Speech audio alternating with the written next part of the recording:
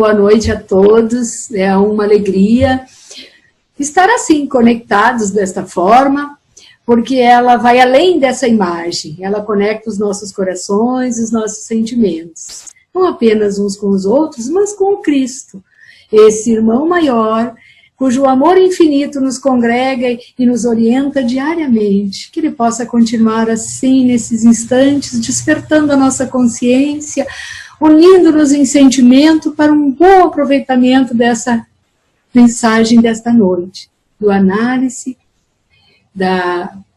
nos aprofundando, né, um pouco mais de uma das parábolas mais difíceis e mais controversas dada pelo Cristo, né, deixada e transcrita pelos evangelistas. Então, muitos dos chamados, poucos os escolhidos, nós vamos buscar o sentido oculto da parábola do festim das bodas. E, na verdade, eu tive a tentação de começar lá pelos escolhidos, nas histórias daqueles que já nos deixaram esse caminho, que conseguiram abrir mão da porta larga dos prazeres da vida e adentraram a porta estreita e depois de todas as dificuldades fizeram essa conexão com Cristo, com o Senhor da vida. Essas bodas, porque assim que era interpretado pelos judeus, essa conexão, né? E que deixaram então um testemunho tão bom. Mas antes disso, é preciso que se fale um pouco dessa parábola, porque Jesus usava muito desse recurso, e um recurso fantástico, porque era trazido em cima da realidade daqueles com o qual eles conviviam, e assim, diante daqueles sentimentos e daquelas situações que eles conheciam, ficava muito mais claro para eles a interpretação. Mas antes, então, vamos dar uma revisada um pouquinho daquele momento, para depois adentrarmos nessa parábola do festim das bodas.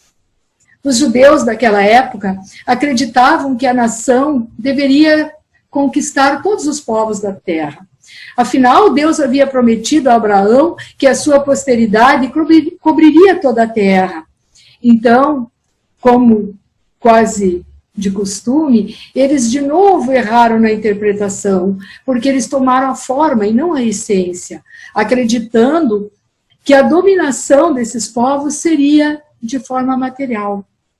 Então, antes do Cristo, com exceção do povo hebreu, todos os outros eram idólatras, politeístas, né? E poucos dentro desses povos concebiam a ideia da unidade divina. E esses poucos não conseguiam conquistar uma adesão de todos, né? Então, eles ficavam como iniciados e ocultavam seus conhecimentos, de forma que os hebreus foram os primeiros a praticar publicamente o monoteísmo. Foi eles, né, ou a eles, que Deus transmitiu a sua lei, por intermédio primeiro de Moisés, depois através de Jesus. E era desse pequeno foco de luz que deveria expandir-se por todo o mundo e triunfar sobre o paganismo as ideias de espiritualidade, né? Afinal, Abraão já tinha dito, né, que na sua posteridade espiritual, o povo hebreu, né, representaria assim de forma tão numerosa esses ensinamentos e esse crescimento, como as estrelas no firmamento. Então, os judeus, embora tivessem repelindo a idolatria, haviam negligenciado a lei moral para se dedicarem à prática mais fácil do curso exterior, né? Como lavar as mãos, as oferendas, tantas vezes narrada pelo Cristo. A nação estava dominada pelos romanos, estava dividida por facções, por seitas. A própria incredulidade das situações vividas no momento havia penetrado nos santuários, nas sinagogas, né? E Jesus apareceu nesse momento para chamar de novo o seu povo ao cumprimento da lei, para abrir-lhes novos horizontes da vida futura.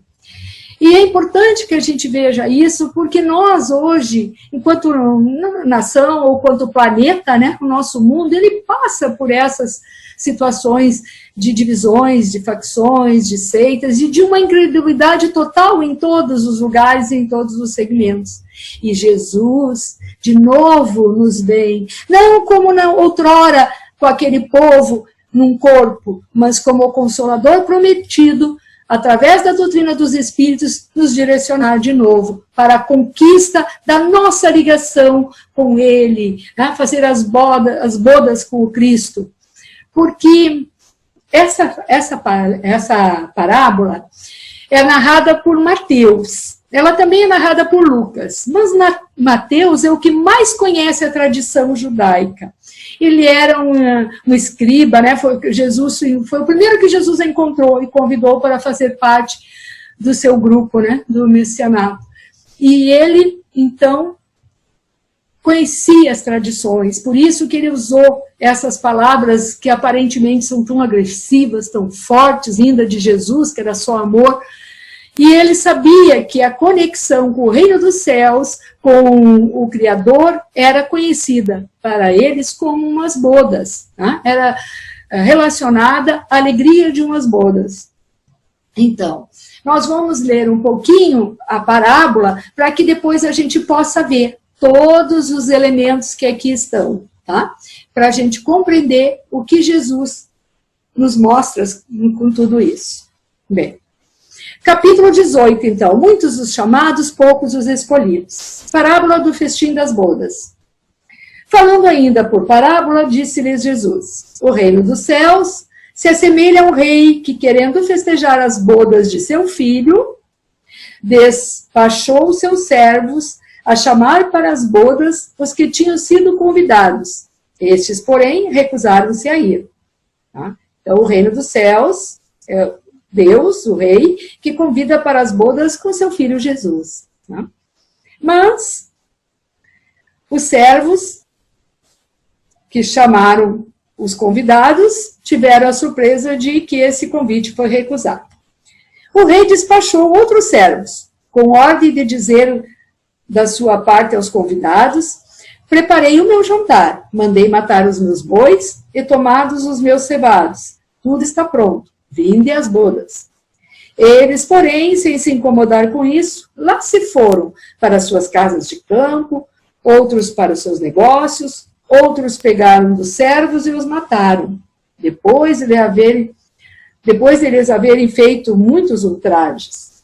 Sabendo disso, o rei se tomou de cólera e, mandando contra eles seus exércitos, exterminou-os, assassinos, e lhes queimou a cidade. Então disse a seus servos: o festim das bodas está inteiramente preparado, mas os que para ela foram chamados não eram dignos dele. E depois as encruzilhadas, e chamai para as bodas todos quantos encontrares. Os servos então saíram pelas ruas e trouxeram todos que iam encontrando, bons e maus. E a sala das bodas encheu de pessoas que se puseram à mesa. Entrou em seguida o rei, para ver os que estavam à mesa. E dando com um homem que não vestia túnica nupcial, disse-lhe: meu amigo, como entrastes aqui sem a túnica nupcial? O homem guardou silêncio. Então disse-lhe o rei à sua gente: atai-lhes as mãos e os pés e lançai-os nas trevas exteriores. Aí é que haverá pranto e ranger de dentes, porque muitos há chamados, mas poucos escolhidos. Como eu disse, temos muito que pensar nessa parábola, né? No que ela quer nos dizer. Porque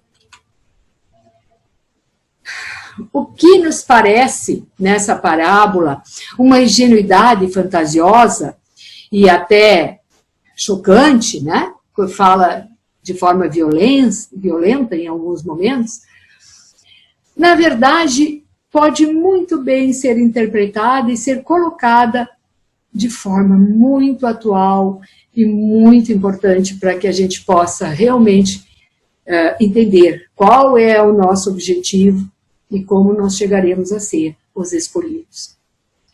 Então, diante dessa parábola, né, não tem como duvidá-la, porque ninguém admite que possa haver tanta dificuldade para a realização de um banquete, e menos ainda que os convidados possam fazer resistência a ponto de massacrar os enviados pelo dono da casa. Parábolas são alegorias, né? Sem dúvida, mas é preciso buscar o sentido oculto. Jesus inspirava-se nos usos comuns da vida do povo e adaptava as suas parábolas aos costumes, ao caráter desse povo, ao que ele podia aproveitar, porque era a eles que ele se dirigia.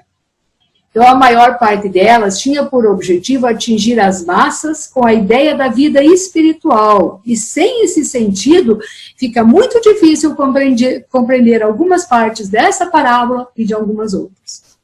Então, nessa parábola, por exemplo, Jesus compara o reino dos céus com tudo, onde tudo é alegria, felicidade, como uma festa nupcial.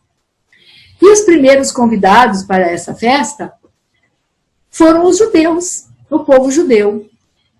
Foi chamado primeiramente para o conhecimento das suas leis. Os enviados do rei são os profetas, que vinham chamá-los a seguir, né, depois dos primeiros chamados, né, os enviados como profetas vinham chamar para a verdadeira felicidade. Mas nós temos registro dos mais diversos que a maior parte deles não foi ouvida, né? As advertências que eles vieram trazer foram desprezadas. Muitas foram até mesmo massacrados, como o próprio Jesus, né? João Batista, Elias, quantos profetas que vieram antes, que não foram ouvidos e foram massacrados, como diz a parábola, né? Como os servos da parábola. Os convidados que se negaram a comparecer ao festim, sob o pretexto de ir para suas casas de campo, seus negócios, são o conjunto das pessoas mundanas que são absorvidas pelas questões terrenas, que mostram-se indiferente às questões espirituais, as relativas às celestiais, né?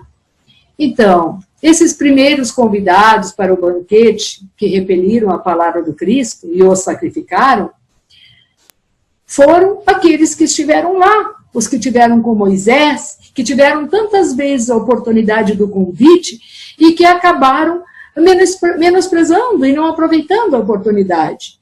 Podemos dizer que possivelmente nós também estejamos nessas oportunidades em que estiveram antes esses chamados, né?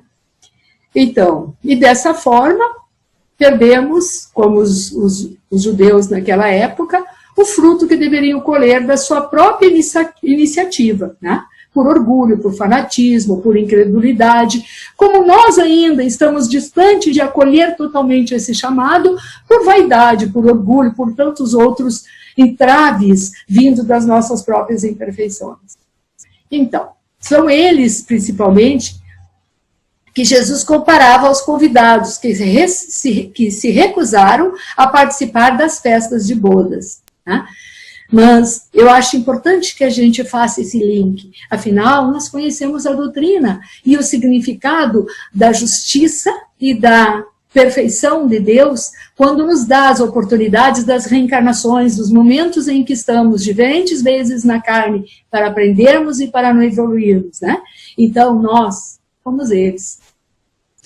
E tomara que, desta vez, não deixemos passar o chamado, né?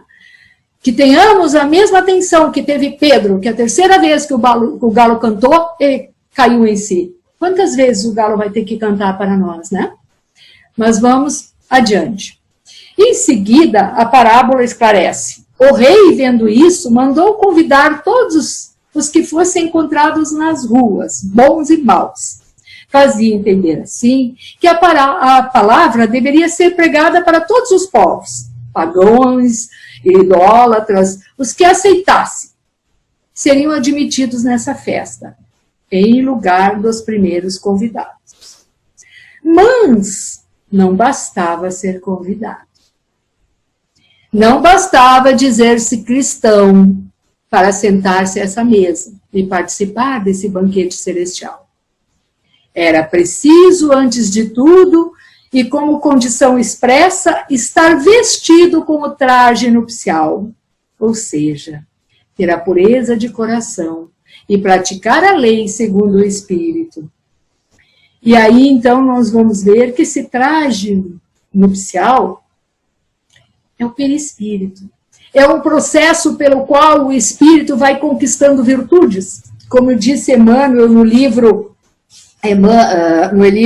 Consolador, né? Ele diz que os escolhidos são as almas virtuosas, que operaram na vinha, que foram eleitos pelos seus próprios esforços. Né? Então, nós vamos ver que há critérios para que a gente possa não remendar um pano, como diz em algumas obras, mas para talhar este perispírito com as virtudes conquistadas nessas experiências em que estamos na carne.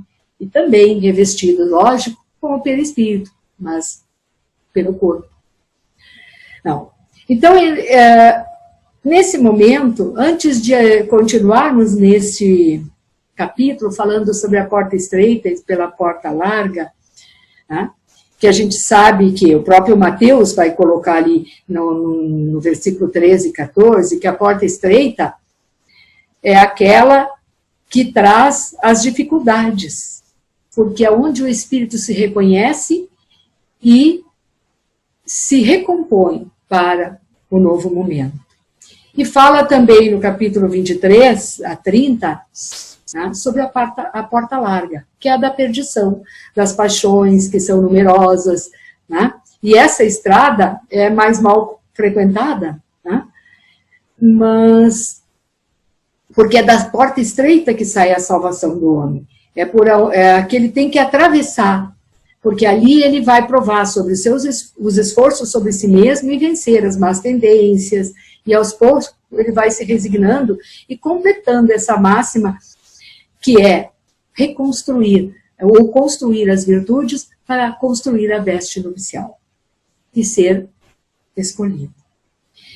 E nesse momento eu queria lembrar, então, de alguns dos escolhidos, para que a gente pudesse entender o caminho que eles fizeram, porque é isso que está aí colocado nas demais situações que a gente vai ver. Um deles é do jovem altivo, impetuoso, que viveu quase que comitante com Jesus logo após. Era um doutor da lei, chefe do Sinédrio, e que aos poucos começou observando aqueles que se encontravam em torno dessa nova doutrina, dessa nova filosofia, e apesar de ver a beleza e a justiça daquelas situações, daquelas palavras, o seu orgulho não deixava ceder. Não deixou ceder a tal ponto que ele apedrejou os cristãos, e entre eles Estevão, aquele que vem ser o seu mentor depois. Estevão apedrejado e morto no momento em que ele levava a noiva, que era irmã de Estevão, Abigail, para fazer parte daquele ritual, daquela situação que acontecia naquele momento.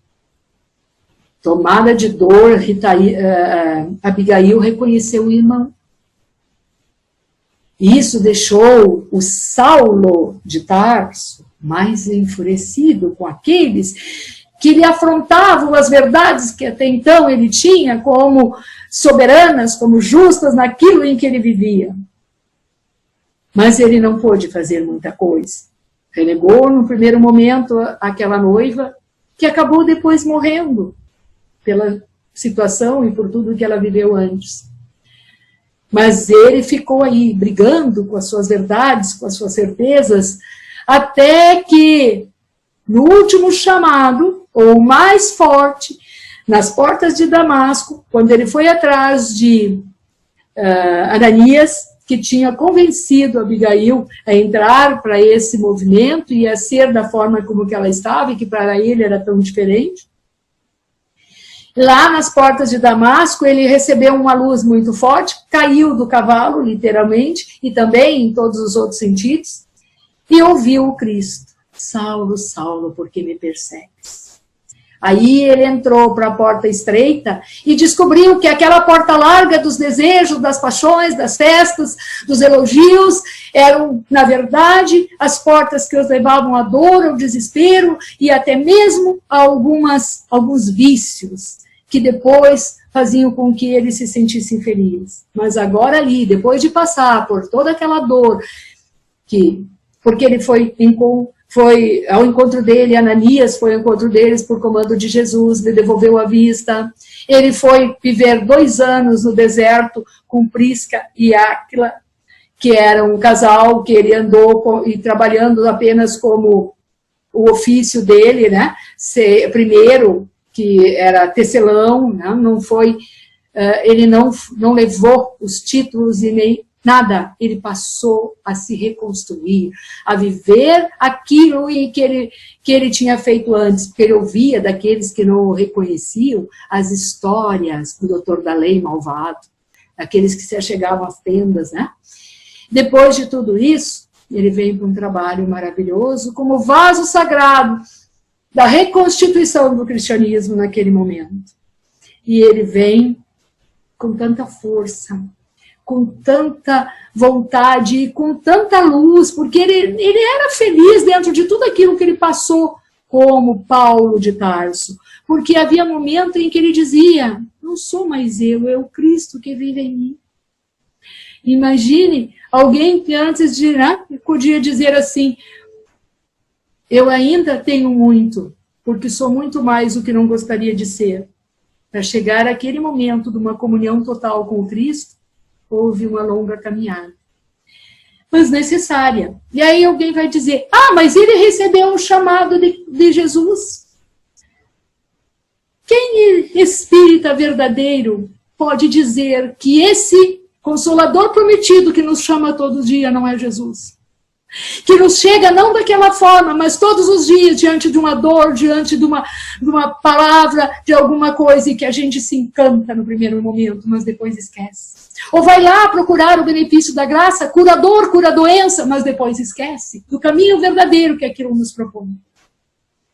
Então, nós somos sim os chamados, não por aquele Jesus, mas pelo Jesus que vive hoje em todos aqueles que nos chegam diariamente com o chamado: sejamos melhor, sejamos perfeitos, como perfeito é vosso Pai. Tem outra história de outro ser que nos deixou também esse caminho bem direcionado, né? Bem forte, para que a gente possa pensar. Agora um pouco mais perto de nós. Eu estou falando de um Francisco. De um Francisco que nasceu em Assis, numa cidade da Umbria, na Itália Central, em 1182. Esse Francisco se chamava Giovanni Francesco Bernardoni, filho de um rico comerciante de tecidos. Era um jovem muito instruído, conhecia o latim, o francês, línguas, literatura, uma série de privilégios para alguns daquele momento, daquela sociedade. Mas esse jovem estava sempre buscando algo mais.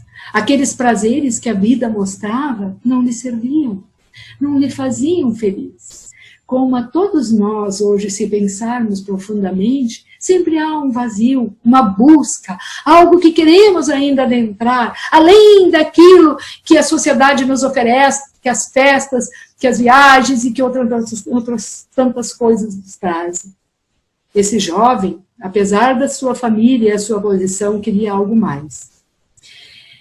Mas com 17 anos ele participou da guerra entre Assis e Perúdia e foi mantido em cativeiro por 1 ano em Perúdia.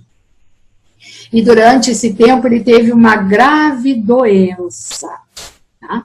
E essa doença fez com que ele repensasse. Tá? A partir daquilo ele voltou depois para Assis, mas começou a viver de outra forma, cuidando de leprosos, restaurando edifícios religiosos em ruínas, né? Porque durante aquele período em que ele esteve no cativeiro, ele teve uma visão de São Damião de Assis, que lhe pedia que restaurasse as igrejas. Mas isso continuou, e ele continuou aquele trabalho e com muito afinco, de renovação, de cuidado com os outros. Né? Mas Francisco ainda tinha outra situação, outro chamado mais forte. Porque aí, tempos depois, ele ouviu o próprio Jesus lhe dizer: Francisco, minha casa está desmoronando. Vai e constrói a minha igreja.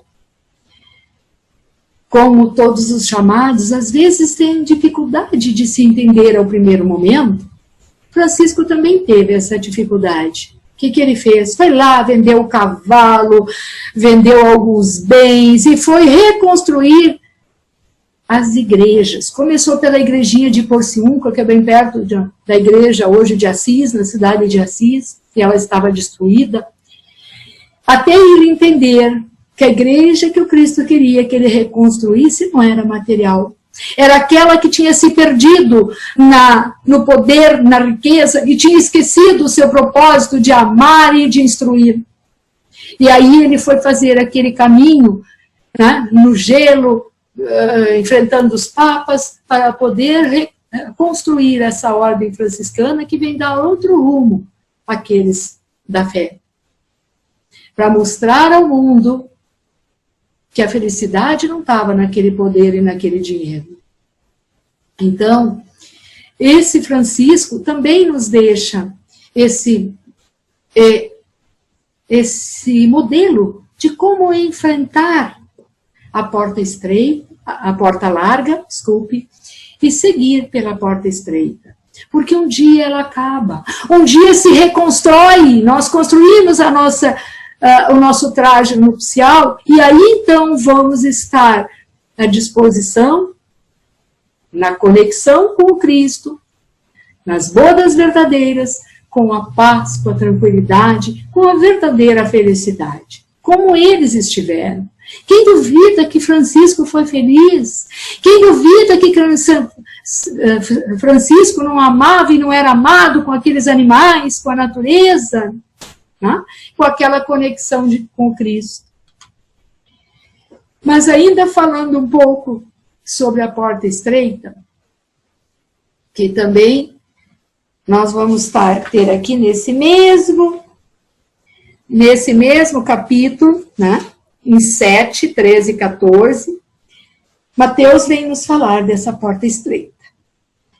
E aí ele vem nos dizer que Jesus também, comparando aos costumes daquele tempo, vem mostrar, né, que muitos vão buscar entrar por essa porta.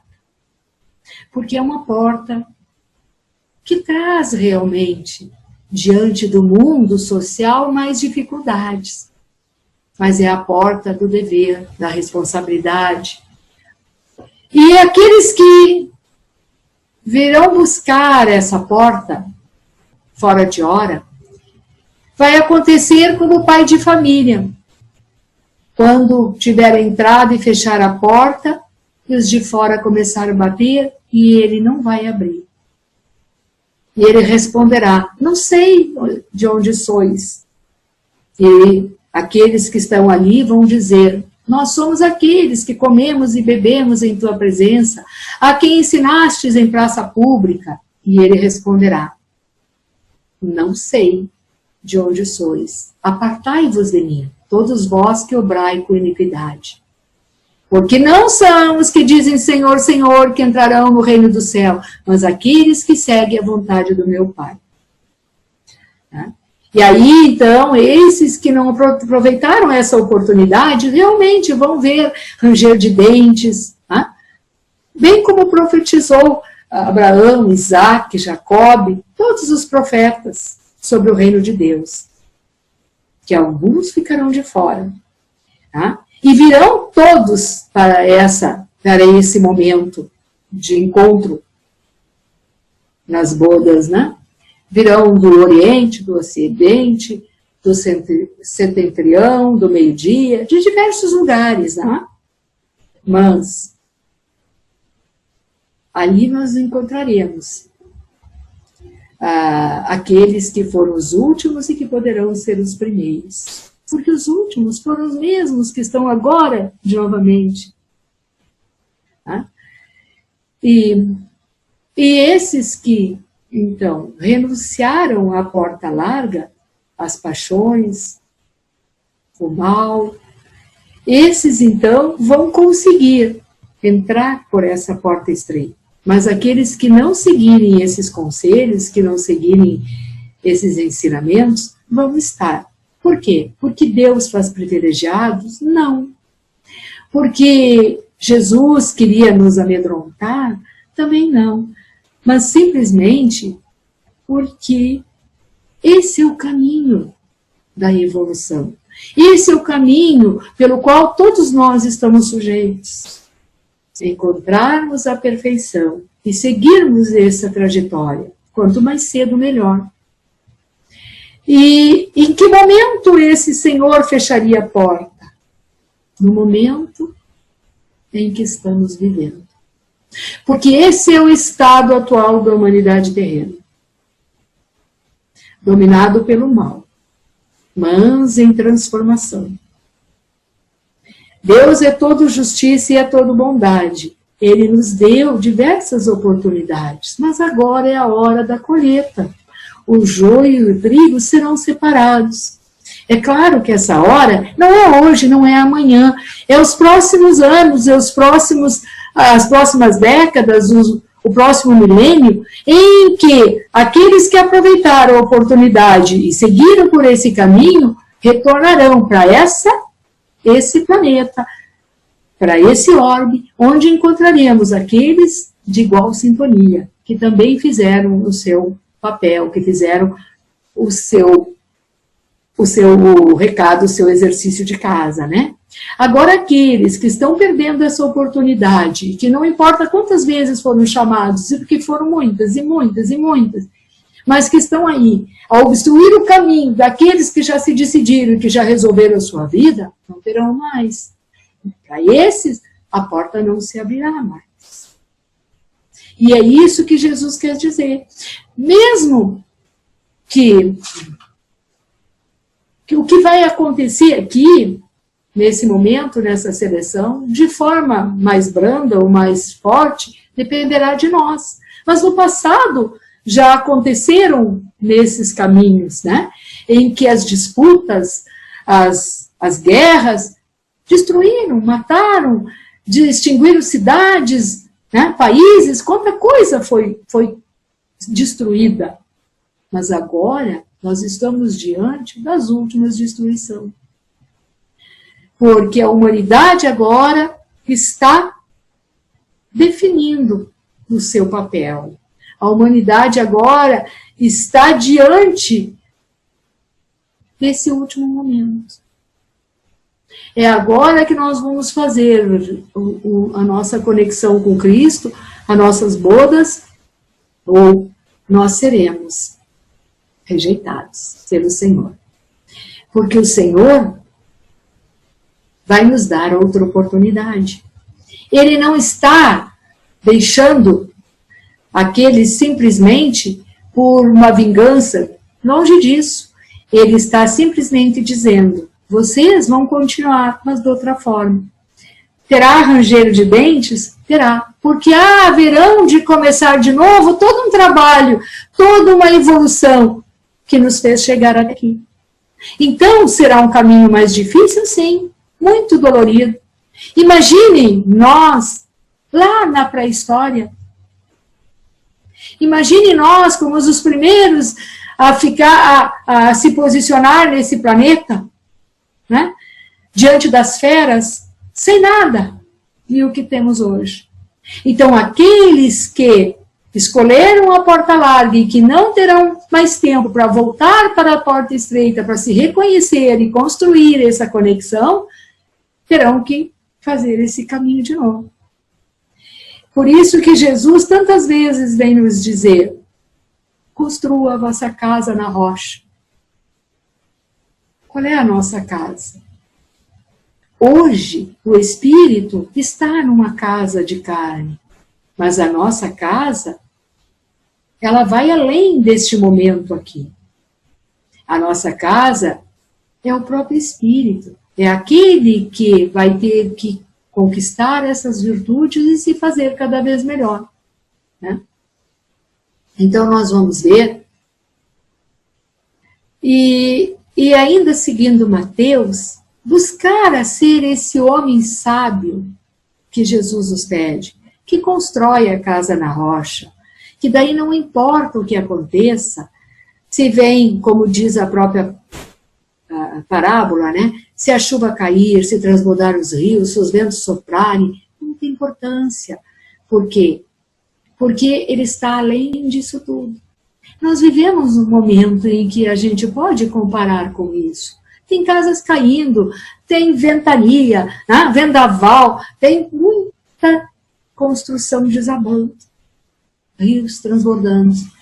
Mas aquele que já conhece a sua realidade e que sabe que isso é um momento, que isso faz parte do processo, tem muito mais serenidade, mais tranquilidade, é sensato para rever tudo isso, né?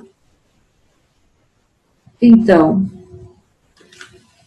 aquele que violar o menor dos meus mandamentos e ensinar os homens continuará pequeno. Também é uma passagem que nos faz ver que, na verdade, esses mandamentos que o Cristo nos trouxe, para que não sejam violados, foram de amor, e não de violência, muito embora ele tenha usado aqueles detalhes, aquelas situações que aquele povo conhecia. E mesmo vivenciando hoje ainda essas situações de violência, de desespero, de brigas, né, de desigualdade, vamos pensar naquele Cristo que pregou o amor e que conseguiu, apesar de todas aquelas dificuldades, viver esse amor sem discriminar ninguém, sem ter que se posicionar diante de um ou de outro, mas que seguiu mostrando o caminho da espiritualidade, o caminho que era muito maior que aqueles que se percebiam assim, a fé no templo, a fé no que faziam. Hoje também nós estamos assim, muitos de nós estamos diante dessa fé. Esta fé ainda vinculada a dogmas, a rituais, muito mais do que calcada naquela certeza do que eu sou, do que eu tenho, do que eu posso construir. E é isso que o Cristo veio dizer. Saia daí. E aqueles judeus que, segundo a parábola, renegaram, não foram todos. Havia os aqueus da vida que deixaram os valores, que deixaram os títulos, que deixaram a profissão para seguir. Então, que nós possamos entendermos que esse Cristo continua a nos chamar. E vamos ouvir esse chamado e segui-lo agora corretamente, né? Para buscar a pureza de coração, a limpeza, né, da nossa alma, para que a gente possa seguir esses ensinamentos. Muito obrigada. O programa Vinha Espírita é exibido no canal Liberdade Solidária, sempre aos domingos, no horário das 20 horas. Se você gostou de algum dos nossos vídeos, não esqueça de deixar o seu like. E se desejar, faça seus comentários sobre a nossa programação.